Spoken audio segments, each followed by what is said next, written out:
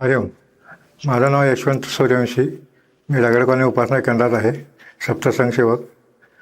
मी बापूंच्याकडं 2000पासून येतो. याच्यात माझा पहिलाच अनुभव म्हणजे मला नीट बोलता येत नव्हतं.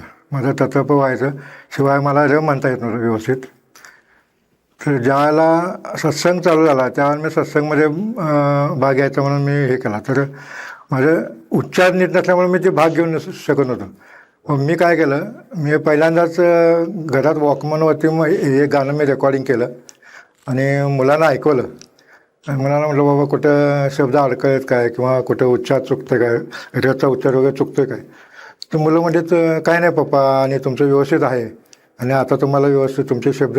कारण मी मुलाच्या बरोबर हे करताना बोलताना मला ते मुलं मला म्हणायचं, पप्पा तुमचं इथं हे चुकतं आहे, म्हणजे तुम्हाला रेव म्हणायला येत नाही बघा असं म्हणत मी. आणि जसं मी बापूंच्यावर आलो तसं माझं बोलणं सुधारलं, मला म्हणता आलं. त्यानंतर मी सत्संगमध्ये भाग घेऊन सत्संगमध्ये मी हे पण म्हणत होतो, गाणी पण म्हणत होतो. आपला हे पण मी सर्वात म्हणत गारानं म्हणायला. आम्ही प्रायव्हेट स्कूल असल्यामुळे मी प्रत्येक शनिवारी गारानं म्हणायला मी असायचो. हा माझा सगळ्यात पहिला अनुभव. त्यापासून माझ्या बोलण्यात क्लिअरपणा आला.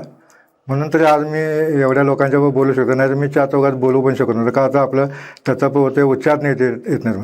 पण सगळ्यात मोठा मला फायदा आला बापूंच्याकडे आल्यामुळं. हरिओम श्रीराम अहमद.